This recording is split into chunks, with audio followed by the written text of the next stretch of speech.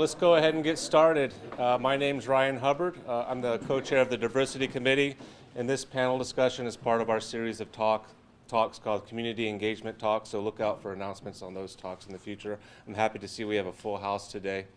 So I'm happy to introduce Dr. Laurie Lawrence of FSUPC, and she'll go ahead and introduce the panel.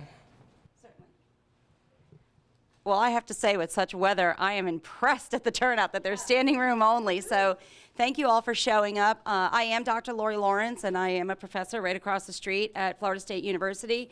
But I also serve as the co-chair for the 14th Circuit Human Trafficking Task Force. All the members on the panel with me today are also a part of the executive committee for the Human Trafficking Task Force. And I'm going to let them introduce themselves, but we have Nicole Phillips, Cherie Crim, and Piro, Natale Piro here, as well as Brent, unfortunately, with the Gulf Coast Child Advocacy Center, could only join us via Zoom. The other two that you may have seen as possible attendees were Amy Burnett and Sonia. Amy Burnett from the Bay County Sheriff's Department. Sonia is with also the Gulf Coast Sexual Assault Center. Unfortunately, human trafficking is what it is. Things come up, cases need to be dealt with, and so they are both unavailable dealing with issues of human trafficking in our area right now. But I want to go ahead and pass the mic and let each person introduce themselves. Yes, my name is Nicole Phillips. I'm the founder and executive director of a local nonprofit called Lavished Ministries. We are a faith-based nonprofit that's been around for 8 years, and we work with survivors of sexual exploitation and sex trafficking.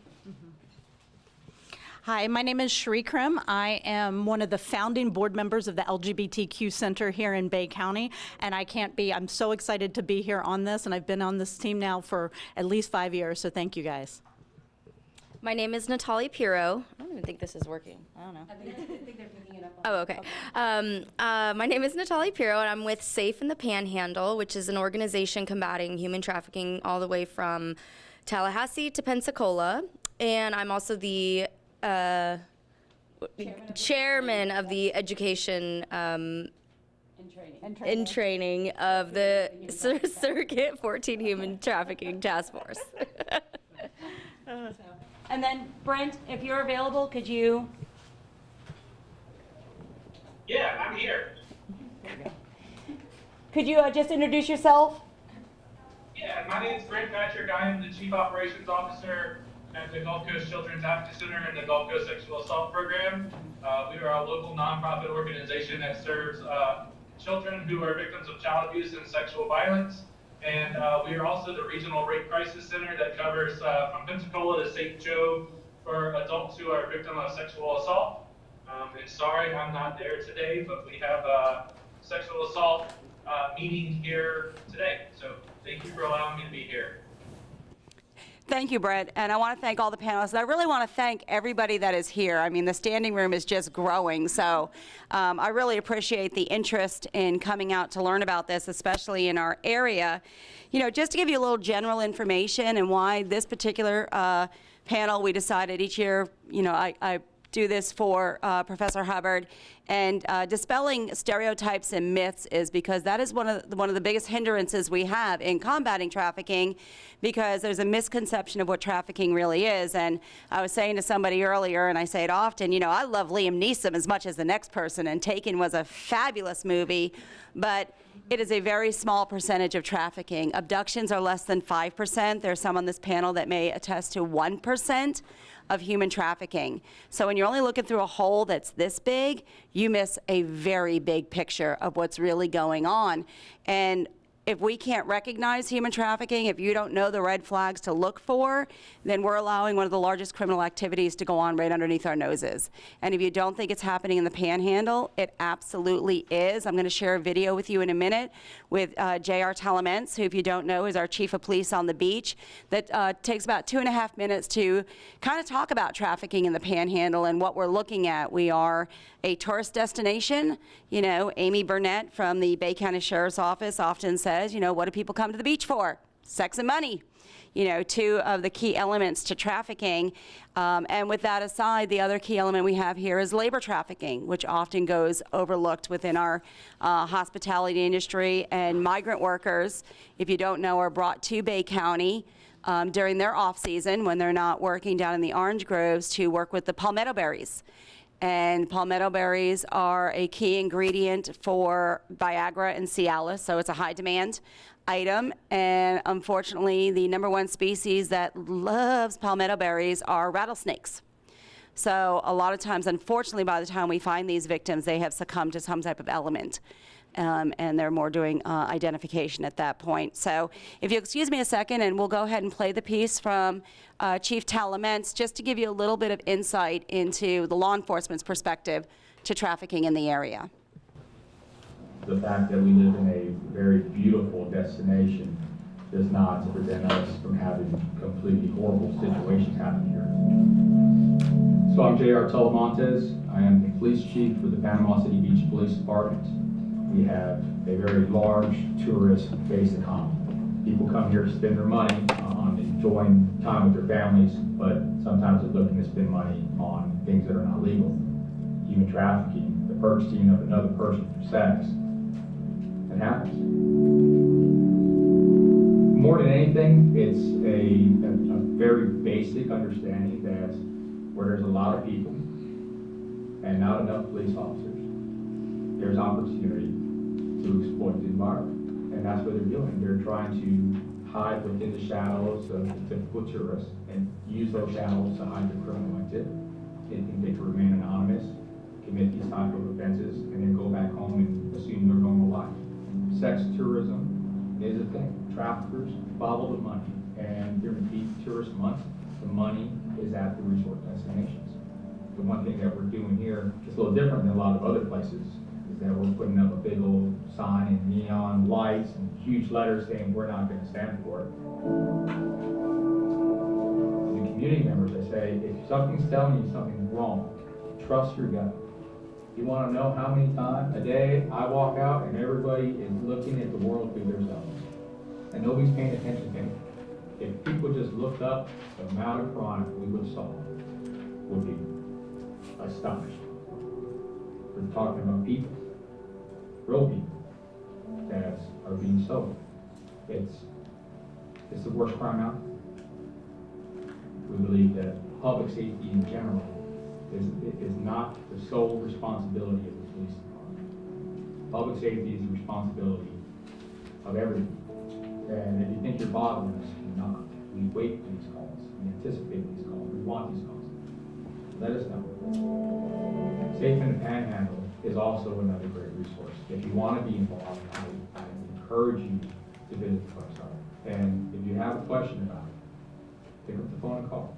That one call that you made might eventually lead into saving somebody's life. But you'll never know unless you try.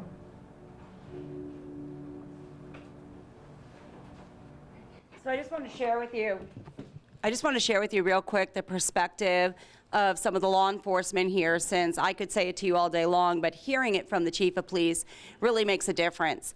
So I have a couple of questions for our panelists, and Brent, this is open to you too. I know you're on Zoom, but please feel free to chime in here. So what do people typically think human trafficking looks like, and what do we know it actually looks like? I think people typically think, as you said, what human trafficking looks like is like the movie Taken, like Liam Neeson, specifically like abduction by a stranger. That's the terminology that tends to be used during these case studies and research project. Most people believe that human trafficking in a first world country like America looks like abduction by a stranger. And furthermore, it's usually depicting a juvenile white female. Unfortunately, that's not the picture of what human trafficking looks like. Human trafficking knows no ethnicity, knows no age, demographics, socioeconomic status. It can affect anyone, anywhere, anytime, no matter what the variables are of that situation. That is true. And you know, when you think about it, and it's funny because Lavished just had like the most amazing event ever last year talking about this. We don't always think that it happens by our significant other. And so we have a lot of people who are trafficked by their own significant other, husband, wife. I mean, I'll put wife out there too. I mean, there's a lot of those things out there that we don't think about either. And I think a lot of the misconception is that it's mainly, like she was saying, socioeconomic impoverished people, people that are maybe not white. There's actually no prejudice against it. I know several cases where people coming from a middle-class home that are going to high school, attending church, getting their grades, and they're being trafficked out of their own home and coming back home to their parents. And they are living in upper-class neighborhoods. So it shows there's no boundaries for it. And you bring up a good point about familial trafficking, which is trafficking within a family, which occurs more often than you realize. We actually, in the Panhandle, have the highest rate per capita for child trafficking than anywhere else in the state. And most victims know their traffickers, and a lot of times it's familial trafficking. And I'm wondering, Brent, could you speak to us a little bit about this? Yeah, I think maybe I should preface some of this. I spent quite a few years as a law enforcement officer here locally working child abuse only cases. So most of my background is in interviewing children and perpetrators who sexually assault, traffic, or abuse children. And a lot of what we see here locally, especially with our children, is familial trafficking, and this is specifically related to drug use within the maternal substance abuse world that we have had to deal with here recently. Mom has a drug addiction and sells their child to the trafficking market for drugs. Thanks, Brent. So we kind of touched on familial trafficking, but when we look at all forms of trafficking, can someone talk to us about how traffickers target their victims? Anybody on the panel? One way that traffickers target their victims is by a process we call the grooming process. And the grooming process is usually about 6 phases. And so the first phase is they identify a victim. We had a story here locally where the trafficker, he would go to Pier Park and he'd walk around. And he would go up to young teenage girls and he would compliment them. And if the girl made eye contact with him, he would move on and go find another girl. If the girl, after he said, "Oh, you look so pretty, I love your hair," if the girl looked down and did not make eye contact with him, she was his next target. Exactly. So, how do traffickers target their victims? We all have one of these in our hands. Do you know how easy it is today to get a friend request from somebody you don't know? Right? Have you gone through and looked through some of those? We actually just played a movie called Sextortion, and it goes through how easy it is to be manipulated right here on your phone. That's exactly what I was going to say. There's several false accounts out there. Somebody can say they're a 15-year-old boy, and they want to, ask a girl, be a friend. She's like, "Oh, this cute guy, he's really into me." He says, "Send nudes." She does. All of a sudden, he owns her. And then he's really a 50-year-old man in his parents' basement. And he says, "If you don't send me more pics, I'm going to send this to your parents. I'm going to send this to your pastor. I'm going to send it to your teachers." And so then they're living in fear, and they keep having to comply with the false, the threat. That's the main way it's happening now, through social media. So a great resource is Thorn, if you're not familiar with the organization. It was started by Ashton Kutcher and Demi Moore. Ashton Kutcher is still heavily involved in trafficking. And what they do is they look at the cyber targeting of minors. And they've actually developed the software that our Homeland Security and FBI use, as well as most of our local law enforcement, to uncover these. And interestingly, now these studies were done 3 years ago. They were in 2020. And due to the pandemic, they have not updated them. But at that time, 80% of minors had shared explicit photos online. And if you talk to anybody, any teacher working in Bay County, they will probably argue that it is much higher than that. So a lot of times, even when I've spoke to different groups, like this, or different church groups, and it's always not my child, and I might, they may fall in that small percentage, and I might say, okay, maybe not your child, but I can guarantee you their friends are. that your child is exposed to this in some way. Adding to that, and this statistic is the one I think I find a little more scary, even though it's a lower number, it's 50% of children the age 12 and under have had a romantic conversation with somebody they don't know online. And this is normalized for them. So this is where, you know, traffickers, this is a business. They know how to find their victims and target them. So if the predominance of minors are online, I'm going to find the back door. And as Nicole had talked about grooming, I'm going to start out as a 15-year-old boy, and I'm not going to rush into it. I'm going to take 2 or 3 weeks and take my time and get to know you and kind of be a little flirty with you and so forth until I finally say, well, I'll send you a picture of mine. If you send me a picture of yours, that exchange takes place. And then unfortunately, that child feels very trapped. Brent, is there anything you'd like to add to this topic? I think y'all did great. Well, thank you. So we've kind of answered actually some of these questions in this, but the big one here then is, and what a lot of people think is, why can't a victim just choose to not be a victim?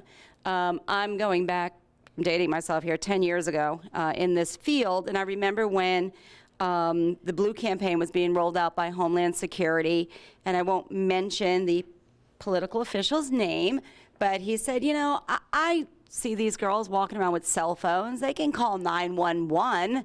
You know, how are they a victim? So I'd like somebody to help maybe talk about that a little bit. Natale, or? Yeah. Well, just like any other form of abuse, right? You have a trauma bond. It's when you are creating that sort of grooming process, you're also developing or making the victim have an attachment to you, right? Especially if they come from maybe even foster care or abandonment issues. Now all of a sudden, well, this person loves me because they now just took me to get my hair done, my nails done. They're feeding me. It's better than what I've known. And that's just all trauma. It's all just that sort of manipulation, which forms the Stockholm syndrome, right? So all of a sudden, the abuser they're so afraid to leave, and they genuinely think that that is love. It's just like any typical, you know, abusive relationship. How many times you go back on average? At least 7, right? So imagine now, I mean, there's no difference. And you can't just say call 911. Half the time, the victims actually don't even know that they are victims. They don't know that this is what's happening to them. They are not identified as this. They just are so just innocent and vulnerable, and they have no idea, and they're young. So it's just all trauma bonding. It is.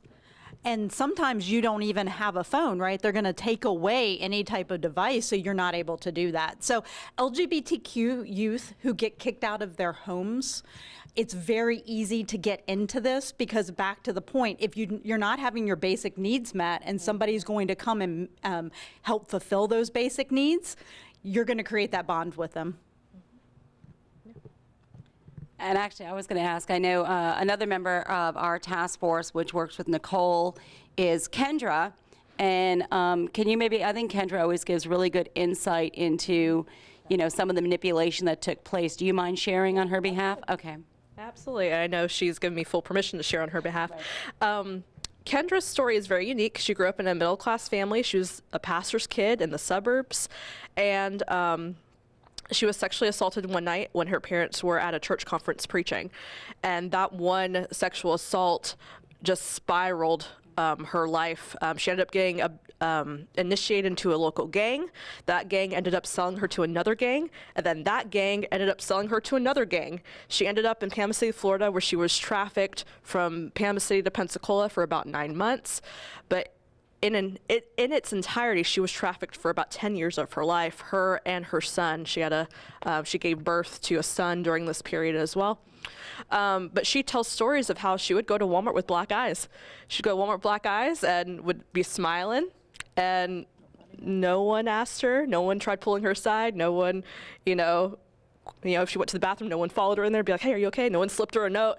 And this was very common in her story, very common in her life. And she said, not one time.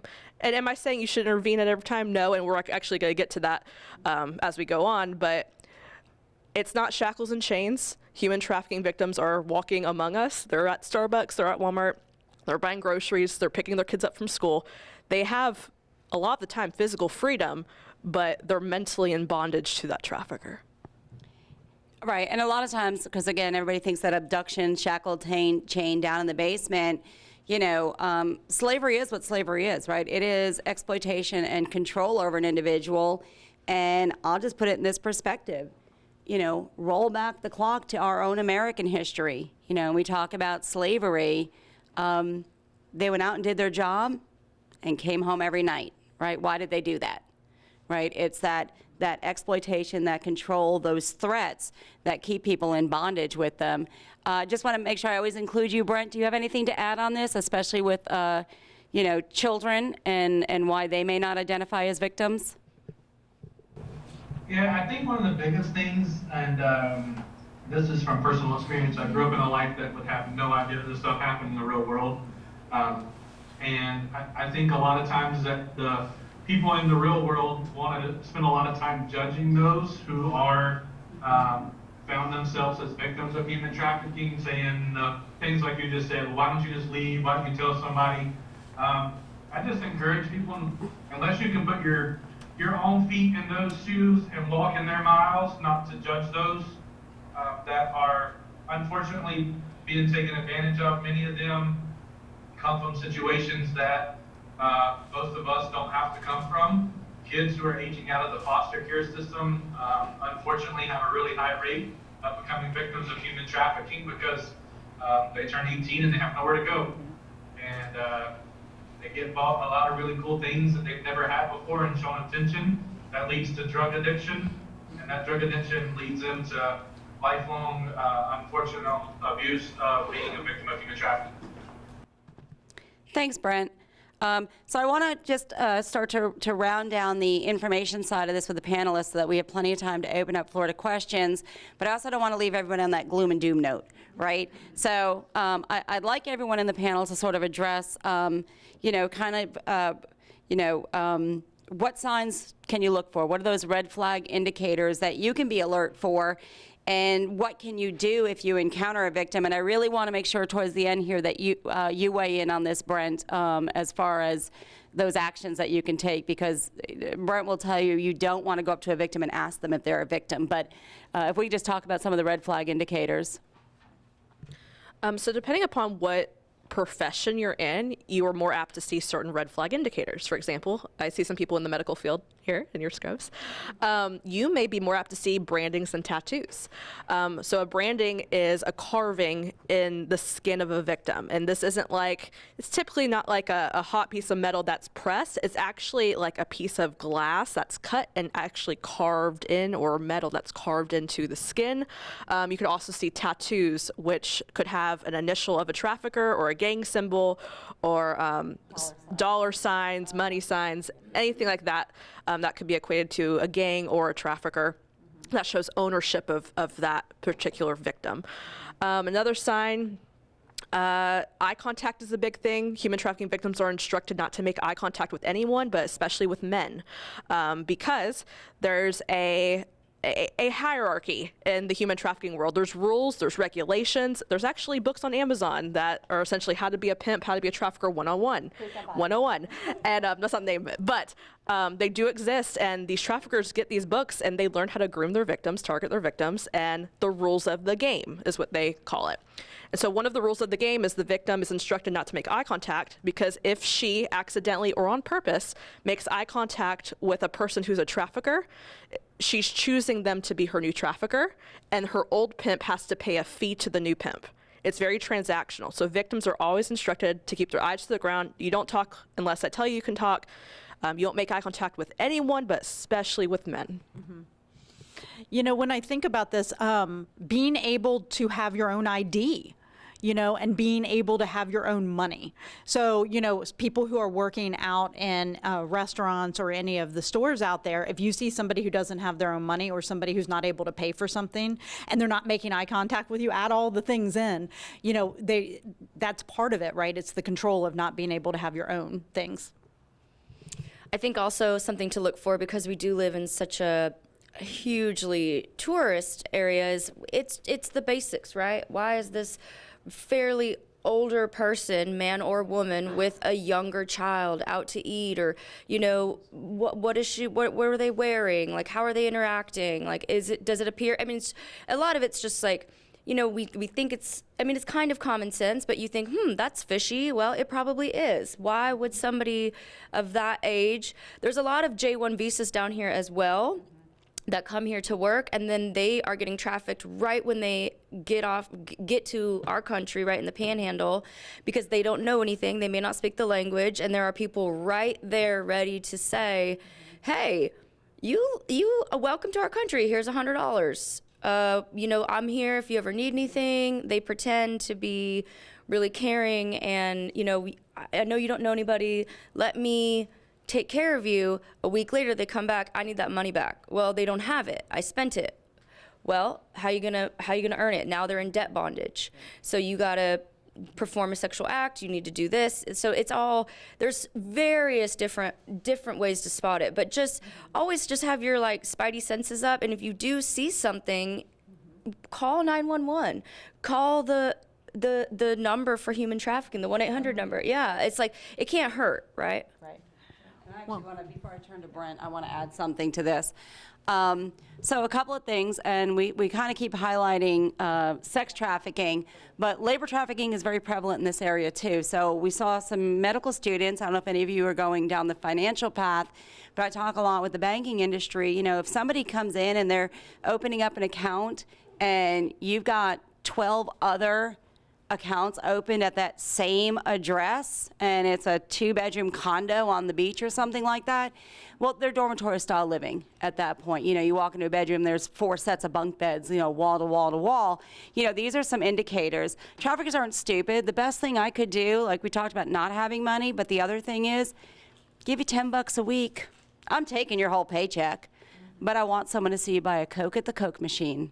And I want someone to see you buy a bag of chips. And now you just look like somebody that's just trying to make your ends meet. So they're not stupid. Traffickers, this is their business.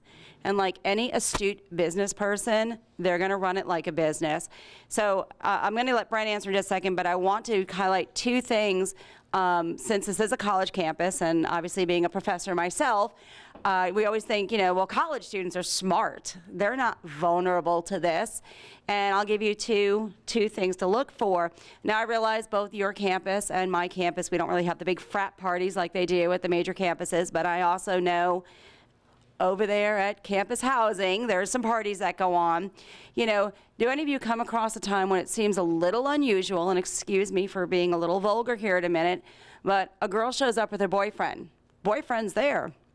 Girl's going around the room asking $20 for oral sex, $20 for oral sex. Always strikes you a little weird, right? Like, her boyfriend's sitting right there, what's she doing? Well, that's her pimp, and that's what she is there for. The other one is sugar daddy websites. You know, we talked about, you know, reaching out over the internet. Well, what vulnerability do college students have? Guys, I'm still paying my college debt off, okay?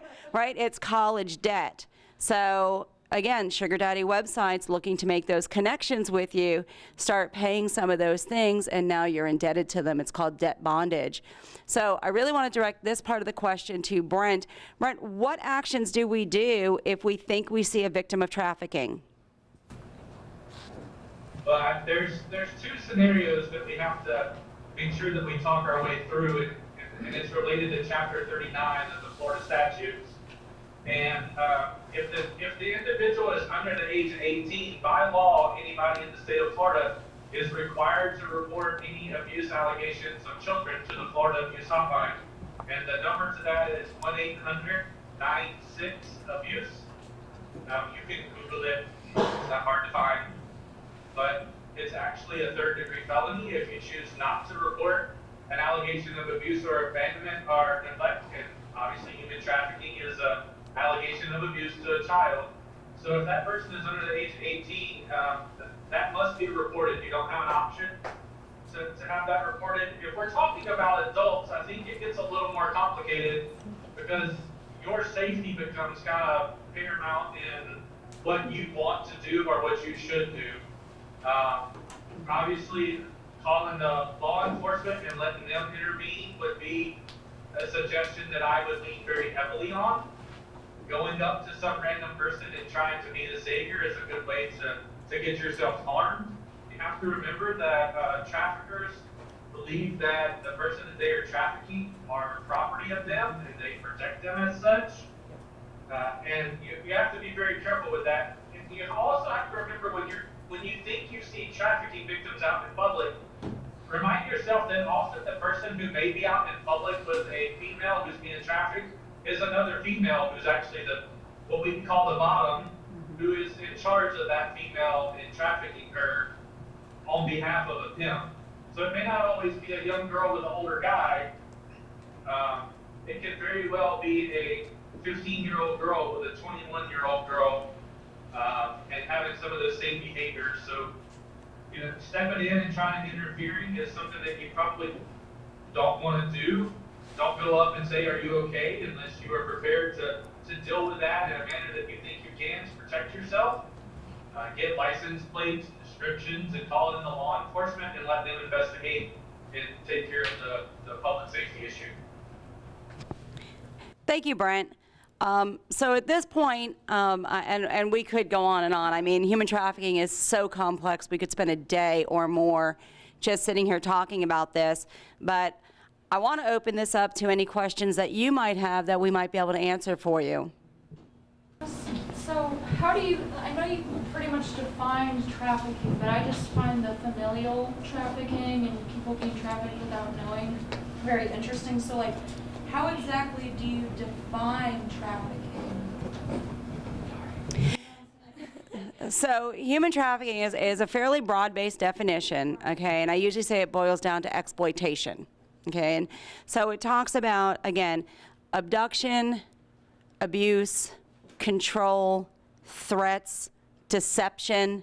These are all words that are used within the, so the Human Trafficking Protocol, which was developed by the United Nations in Palermo, Italy, which is why it's called the Palermo Protocol. It's got a very, very long title to it, defines it, and we then in the United States adopted it into ours as a Protection Act, right?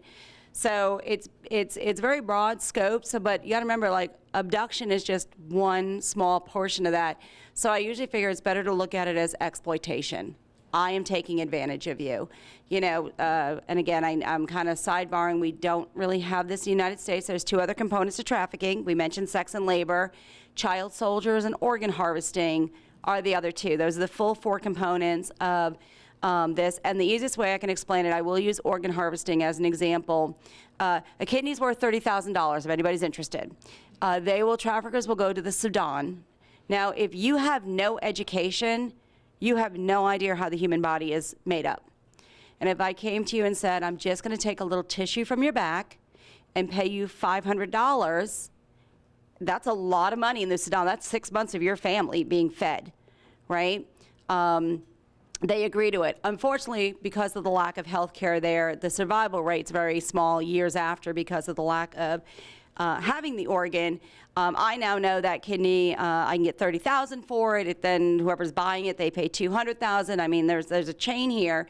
But the point being is that's exploitation. That's trafficking. You absolutely knew that that individual had no resources in which to know any different, combat it, come away from it, and so it is classified as trafficking. Does that help at all? Yeah, the exploit. Okay. Any other? Okay. You say that we have a high capita, a high percentage. What's the percentage of those people that have been trafficked are saved in our area, are brought out of that? Okay, so I'm actually, Brent, in case you didn't hear it, she said, we talked about having the high rate per capita of child trafficking here in the Panhandle. She was asking, the number that have been saved or victims that have been rescued. And I know you see a lot more than what gets accounted for. Yeah, I think we have to clarify that number real quick though, because the number that is being given is the number of reported human trafficking cases. We are normally in the top 5 in the state, which is where we currently are, of reported human trafficking. confirmed reports is much lower than that. So there's a little bit of a number game that we have to play there. If we want to talk about the number of kids who are saved, it's very small. I heard the other question too about what is human trafficking, and I encourage you to go to Google and type in Florida State statute and read the human trafficking statute. So just type F.S.S. and then type human trafficking into your Google search, and you'll have the Florida Legislative Handbook come up, and you can read the actual statute for human trafficking. It's pretty detailed. And then also go to the federal uniform law about human trafficking. The federal law is even more broad, but they are very hard cases to prove in courts of law because of the dynamics that come when you start talking about trafficking. And you have to also remember that, especially with children, that it's probably somebody they know, love, and trust, and getting them to cooperate with law enforcement investigations is extremely difficult. I can tell you I've worked several hundreds of cases involving child abuse and sexual violence, and their human trafficking cases are by far the hardest cases to work from a law enforcement and prosecution standpoint. Real quick, I actually appreciate you bringing that up, Brent. Now, this is where I wish Amy Burnett from the Bay County Sheriff's Office was here, because she actually talks about this very well. And, you know, if they cannot get you on trafficking charges, which are extremely difficult, they will have you on other charges, right? The main point being that you're not back out doing this anymore. What will it take to get this person to stop, whether it be, you know, having them incarcerated or something like that? So trafficking cases are very small, and she's actually, so again, I'm the one side of this that is the professor and the researcher and so forth, and so she's working with Ashley Moody's office right now to get me a lot of data so that I can maybe make some correlations between charges that were made and charges that could have aligned with trafficking.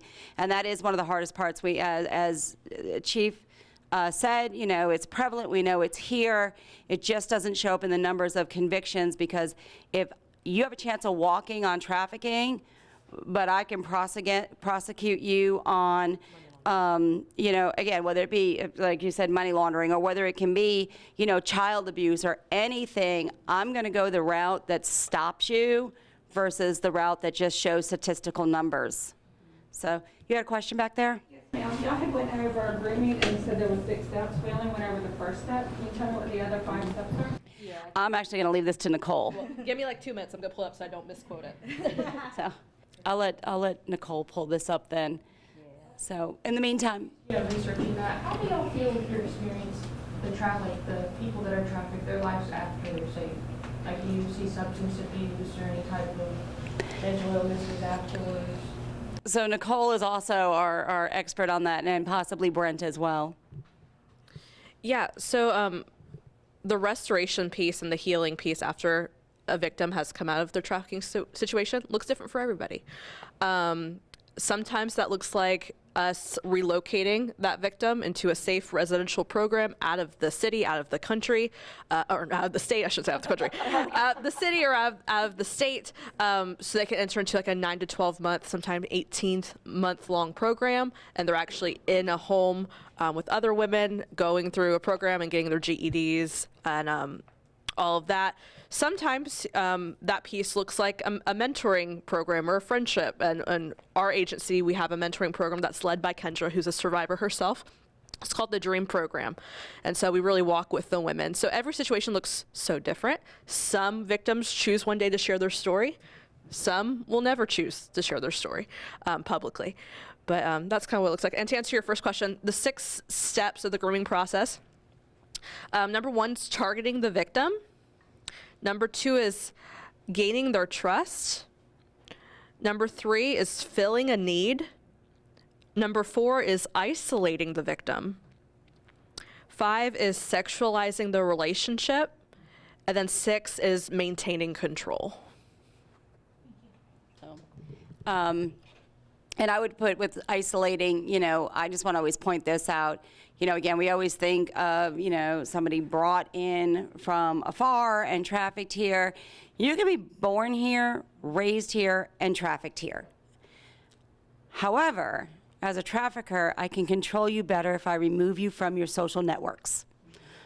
So, that's where it talks about that isolation, and even, and again, I'll let Brent address this, especially from the side of minors, but once again, those telltale signs of, that isolation, not, really including themselves or being active in other participations.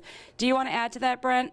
Yeah, and can I talk about what do we do with victims after we identify them? If I can talk to that first, y'all. Absolutely.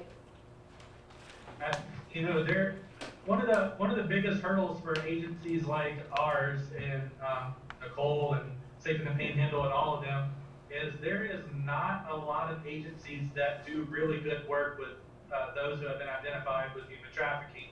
Here locally, believe it or not, we have some of the best services. The three of us can get in a room and probably provide some of the better services. But there's not a whole lot of research or funding available to provide the intense services for those who are victims of human trafficking in the capacities in which they need them. Thank you. I'll just put this out here too while I've got the mic, because I'm controlling things right now. Y'all, or most of you all, are students in here. I'm across the street, Dr. Laurie Lawrence. If any of you are interested in working collaboratively on some research, because that is what we are lacking, so that we can get grants and more funding and do more, reach out to me, shoot me an email. I'd be happy to work with students. I love doing student research. Go ahead in the back. What kind of resources does the task force have at their disposal, and what potential resources would be useful in the future? That's a great question. Back that a lot of communications are done through digital platforms owned by private entities like Facebook and Snapchat that might make it difficult to get information that law enforcement needs. Yep. What kind of future are we looking at? Is it pretty bleak? We're working on it. We're working on it. So the resources, so here's the good news and the bad news, okay?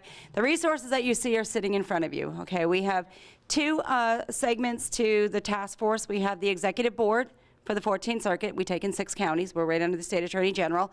And then we have the general task force, and those are community members or anybody that's interested in whatever area of expertise that you have. The only one of our subcommittees that is closed is law enforcement, for obvious reasons. But we have community outreach, we have faith-based outreach, we have training and education, we have victim services, our LEOs, and am I forgetting anything? No, that's it.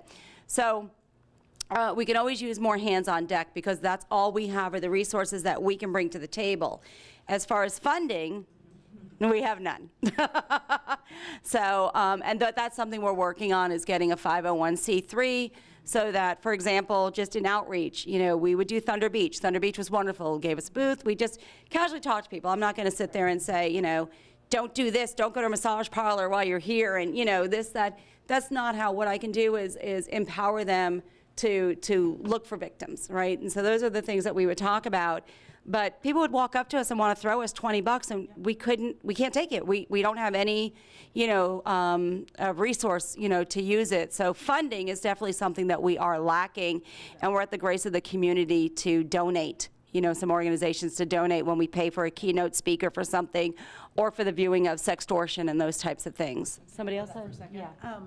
So we do have a Facebook page, so if you want to know what we have going on, I am the Community Outreach Coordinator.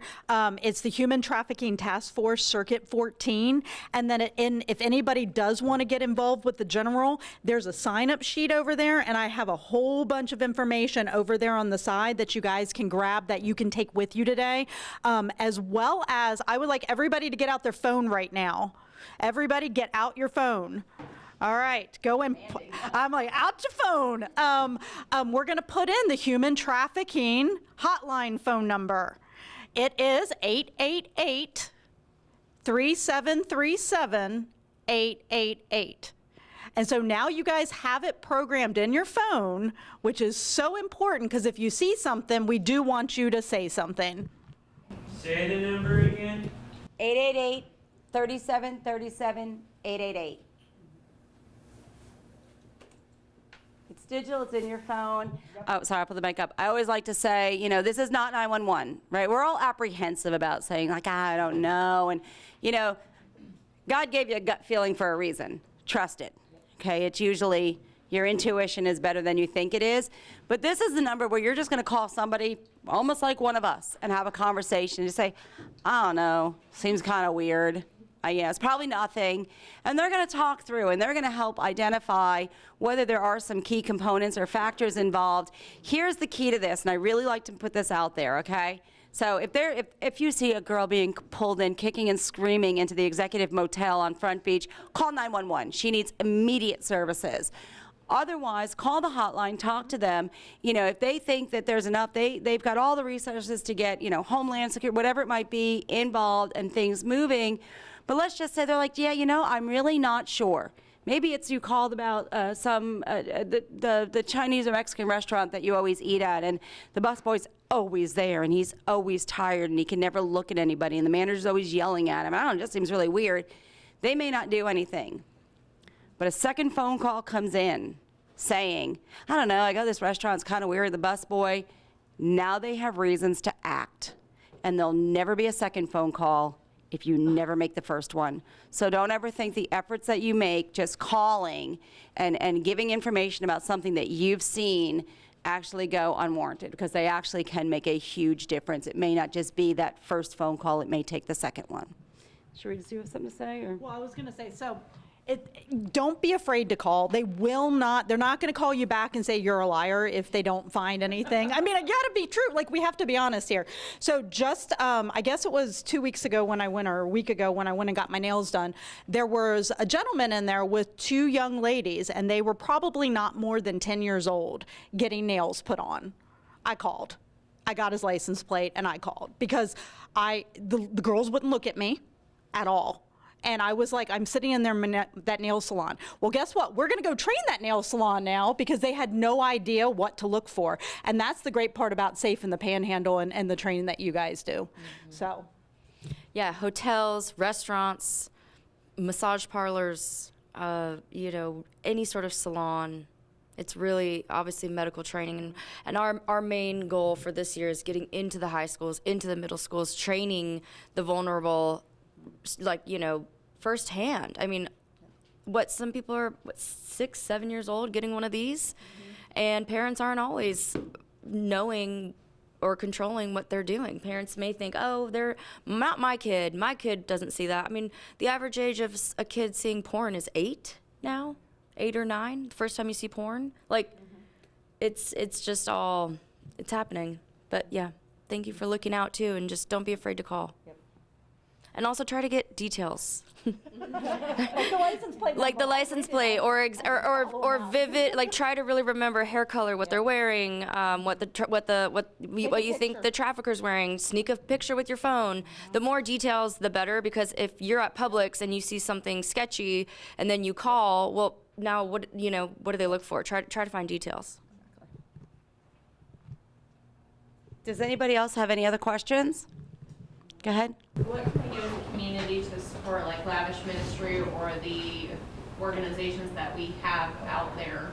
I mean, do you guys take direct donation? Yes. Do you, like, as far as... We actually have a sub account right now that we're using until we have a 501c3 completed. It's in the works. Takes a little time.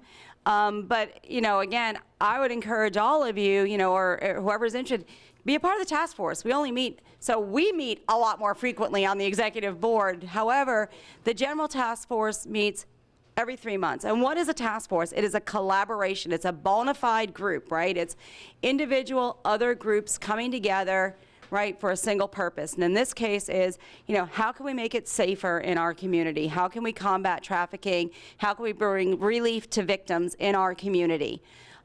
So by all means, if you're interested, I think our next meeting is April. April is the next general task force meeting. Come on out, you know, and then find a subcommittee that interests you. So if you're interested in community outreach, you know, going to spring break and, you know, talking to them, or out to Thunder Beach or those types of things, you know, be a part of that committee. If you'd like to talk to churches in the area, the faith-based, outreach. If you're really into education, training, want to be a part of that, again, Natale is, the chair for that area. Maybe you are a social work student or something in that area, and you'd really want to work more with victim services. There's always a need in this community, and don't think that your knowledge is not valuable to us. Okay, because as we started this whole thing off, right, human trafficking doesn't have a race, it doesn't have a gender, it doesn't have an economic status, it's everybody. So every single one of you at some point has touched. Actually, pretty cool, I was sidebarred here, I know I need to wrap this up. Another website, slaveryfootprint.org. Now this is focused on labor trafficking. Real cute little, it's very animated as you go through it, but it'll ask you questions. You eat more fish or meat in the day, or different things like that. You answer it all, and when you are done, it will tell you how many slaves you have working for you right now, today, this minute. And I guarantee you the number's gonna shock you. So, go ahead. For youth that want to get into the schools to educate, what are 2 or 3 top things that you can tell us? I'm sure somebody else out there. Number one is not being afraid to talk about porn, right? So that and the sex, and that's how they're mainly getting sextorted are our main for education, because of the technology, and the children are just so, it is totally normalized now. 100% of high school students, I would say, the statistic is actually maybe 60%, but we all know that it's pretty much 100% of children have been asked to send some sort of illicit photo to someone. Because we know 3 years ago, 80% had already identified as sharing, illicit photos online. So the request. That's sharing, not even asking. Correct. So mainly just telling them too, and also porn is the gateway, right? It's so normalized now, and it's just their brains aren't even formed and at all, and they're thinking, oh, okay, well, this in porn it looks, well, she's enjoying it, he's enjoying it, this looks fun, this is what it's supposed to be. And it's a lot of those, it's all fraud, force, and coercion, right? They're being forced into doing this. So those are main things just for children. Also, just to be aware of social media, and don't accept people you don't know, and really learning, like, hey, what you do with your phone, that's power. Like, that is your power. You have your own independence.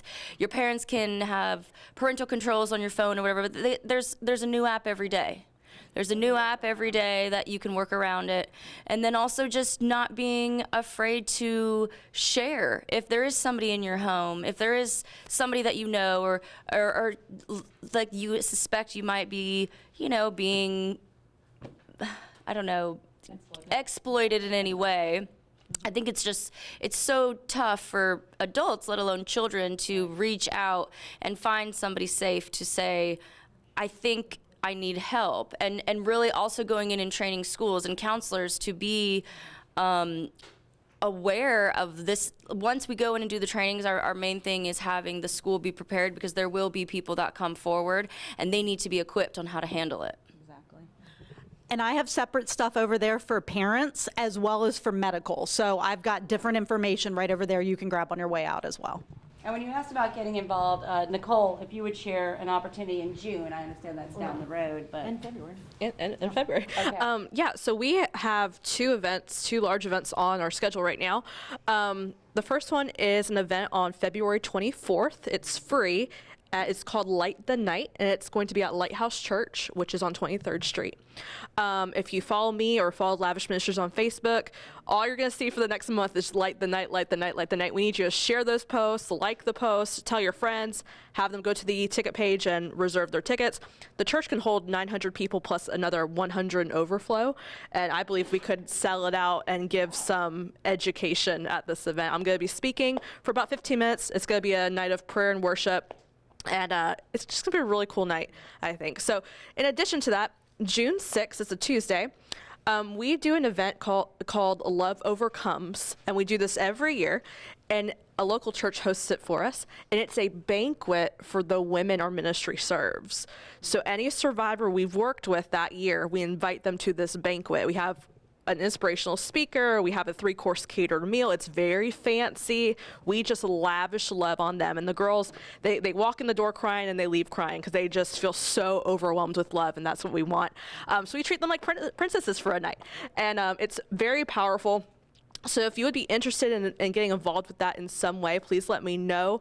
It takes a lot of money and a lot of manpower to put on this event. It's our biggest event of the year, and we have 3 full-time staff, so we're small, small but mighty, but we make it happen. Last year we had 120 people in attendance, and we also have a separate program going on for their kids. So it's a big event for us, and we definitely need help fundraising for that event, as well as leading up to the event. And we literally have 1 minute left. So Brent, I'd like to see if you'd like to leave any closing remarks. I greatly appreciate everybody's interest and just encourage you to get involved. And I'll close with that too. I really appreciate the number of individuals that showed up today. I'm sure some of you were coerced with some extra credit, but that's okay. I'm a professor, I get it. But hope you found it interesting. If you have any questions, we're here to answer it. Professor Hubbard, I appreciate every year you asking us to come out. This is Human Trafficking Awareness Month, and I'll turn the mic over to you should you have something to add. All right, thanks everyone for coming. If you haven't already, please sign in on the white sign-in sheet here. It helps us to show that people are coming to these talks, so that's the point of that sign-in sheet. But also, there's lots of other information on human trafficking here as well. Thanks everyone for coming.